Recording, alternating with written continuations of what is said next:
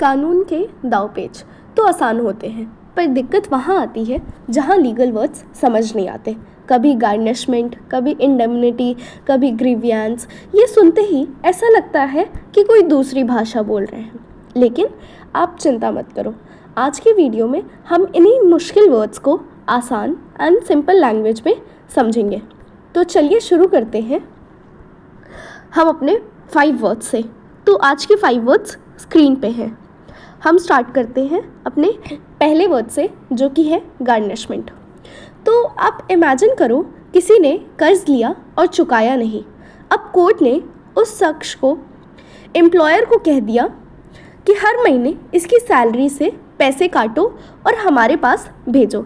ये गार्निशमेंट है। मतलब कोर्ट किसी को आदेश देना कि किसी की संपत्ति या सैलरी को किसी थर्ड पार्टी के ज़रिए जब्त किया जाए, उसे हम गार्निशमेंट कहते हैं। इसके एग्जाम्पल्स हैं जैसे सैलरी से EMI कटना, बैंक अकाउंट फ्रीज करना, किराया या कमीशन का जब्त करना। अब इसकी कुछ विशेषताएं भी हो सकती हैं, जैसे ये कानूनी आदेश रहता है, मतलब कोर्ट इसे आदेश देती है।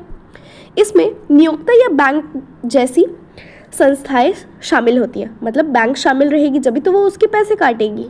देन केवल एक निश्चित राशि या संपत्ति जब्त की जाती है, मतलब एक पर्टिकुलर अमाउंट रहता है, वही जब्त की जाती है। अब इसका यूसेज कहाँ कहाँ होता है? तो वेज गार्निशमेंट है। कर्ज चुकाने के लिए कर्मचारी के वेतन से धन काटा जाता है, यानी कर्ज चुकाने के लिए जो एम्प्लॉयर होता है उसकी सैलरी से पैसे काटे जाते हैं। बैंक खाते में मौजूद धन की जब्ती करना, मतलब जो बैंक में अकाउंट में जो पैसे हैं उनको जब्त कर लेना। अन्य संपत्ति जैसे किराया, कमीशन आदि पर दावा करना, जैसे अभी मैंने बताया, किराया या कमीशन का जब्त करना। आप हमेशा याद रखना कि गार्निशमेंट कर्ज वसूली का तरीका है जो कोर्ट के आदेश से होता है। अब हम देखते हैं अपना दूसरा वर्ड, जो कि है ग्रैंड ज्यूरी।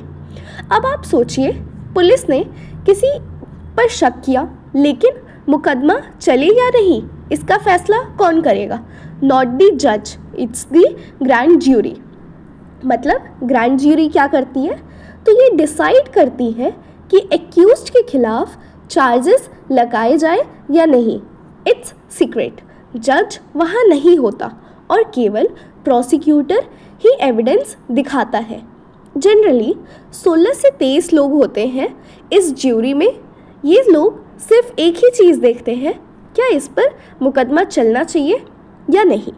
अब इसकी हम विशेषताएं देखते हैं, जैसे कि ये गोपनीय कार्रवाई, मतलब इसको सीक्रेट रखी जाती है।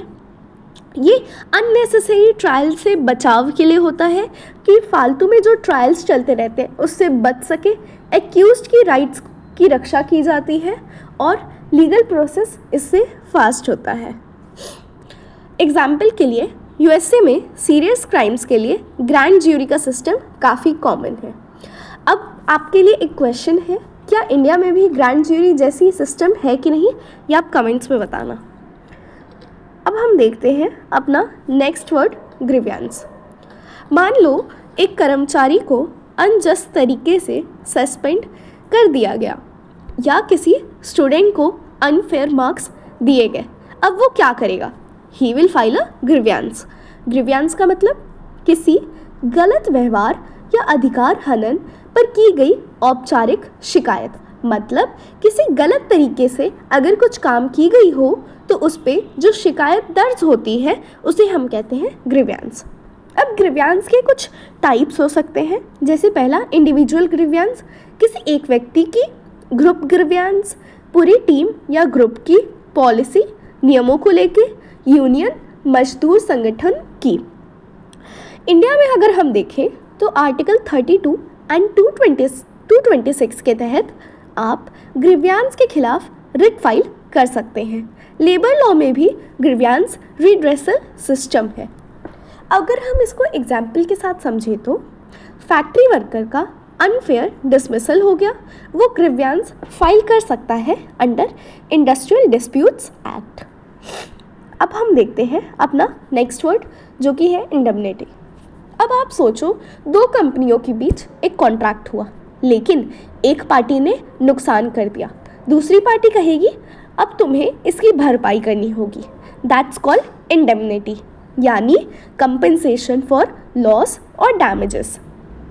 इसका इंडियन कॉन्ट्रैक्ट एक्ट 1872 के सेक्शन 124 एंड 125 के तहत दी गई है कि अगर कोई पार्टी नुकसान पहुंचाती है तो वो दूसरे को कंपनसेट करेगी। अब इंडेमनिटी के कुछ टाइप्स हैं, जैसे पहला एक्सप्रेस इंडेमनिटी। इसमें क्या होता है, ये एक रिटन एग्रीमेंट रहती है कि इसमें सारी चीज़ें लिखी हुई रहती हैं। एंड दूसरा इम्प्लाइड इंडेमनिटी, मतलब समझ से इम्प्लाइड, मतलब कि ऐसा ये समझाया जाए कि हाँ वो कॉन्ट्रैक्ट फॉर्म हो चुका है। अब इसकी कुछ विशेषताएं होती हैं, विशेषताएं मतलब कैरेक्टरिस्टिक्स। ये दो पक्षों के बीच होता है, मतलब टू पार्टीज। देन वादे के तहत हानि या नुकसान को कवर करना, मतलब जैसा कि उन्होंने एक दूसरे से प्रॉमिस किया हो कि हाँ हम जिसको भी लॉस होगा हम दोनों में से, तो हम लोग एक दूसरे को कंपनसेट करेंगे। अनुबंध का उल्लंघन होने पर क्षतिपूर्ति देना, मतलब अगर कॉन्ट्रैक्ट का उल्लंघन यानी कि कॉन्ट्रैक्ट में कुछ अगर कोई पार्टी तोड़ देती है या फिर नुकसान करा देती है तो उसका कंपनसेशन करना। अब राइट्स ऑफ इंडेमनिटी होल्डर हम देख लेते हैं। लीगल कॉस्ट और नुकसान की भरपाई लेने का हक होता है, जो कि section 125 of Indian contract act में दिया हुआ है। अगर हम एग्जाम्पल से समझे तो एक इंश्योरेंस कंपनी ने गलती से एक गलत पॉलिसी बेच दी, ठीक है। अब उस नुकसान की भरपाई उसे करनी होगी, क्योंकि उन्होंने गलत पॉलिसी बेची तो वो उसका भरपाई यानी कि कंपनसेशन करेंगे। अब हम देखते हैं अपना आखिरी और पांचवा वर्ड, जो कि है इन्फ्रैक्शन। सोचो, क्या कभी आपने रेड लाइट क्रॉस की या पब्लिक में गंदगी फैलाई? यू कमिटेड एन इन्फ्रैक्शन, मतलब छोटा कानूनी उल्लंघन जिसके लिए जेल नहीं सिर्फ फाइन या वार्निंग मिलती है। अब एग्जाम्पल्स के लिए ट्रैफिक रूल्स तोड़ना, नॉइज़ पोल्यूशन करना, पब्लिक जगह गंदा करना, these are non serious offences जिसमें यूजुअली कोर्ट प्रोसेस भी बहुत सिंपल होती है।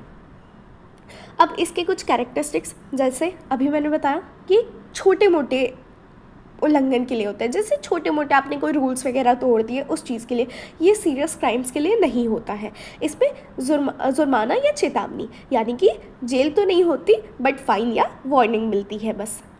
ये अपराध दंडनीय है लेकिन गंभीर अपराधों की श्रेणी में नहीं आता, मतलब ये अपराध तो ऑफेंस है आपका बट ये सीरियस ऑफेंसेस में नहीं आता है। अभी जैसे मैंने आपको एग्जांपल्स बताए, वही ट्रैफिक रूल्स तोड़ना, नॉइज़ पोल्यूशन, पब्लिक जगह गंदा करना। ऐसे इन्फ्रैक्शंस को भी रिपीटेड होना फ्यूचर में सीरियस लीगल ट्रबल कर सकता है।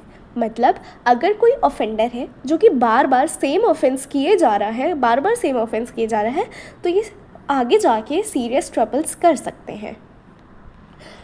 तो आप अब जाना आपने garnishment, grand jury, grievance, indemnity और इन्फ्रैक्शन।